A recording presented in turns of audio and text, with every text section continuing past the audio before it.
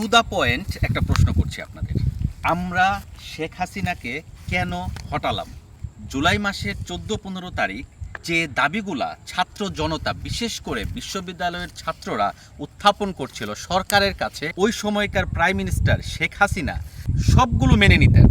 বিশেষ করে দাবিগুলো ছিল লজিক্যাল। সেই লজিক্যাল দাবিগুলো যদি মেনে নিতেন, এইভাবে কি জুলাই বিপ্লবের মাধ্যমে একটা ফেসিস্ট সরকারের পতন হতো? যেটা আমার পার্সোনাল অবজারভেশন, হতো না।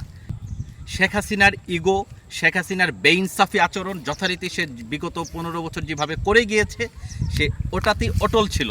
দ্যাটস ওয়াই ছাত্ররা আস্তে আস্তে সে আন্দোলনকে সরকার পতনের দিকে নিয়ে গেছে এবং আলটিমেটলি সরকার ফল করেছে।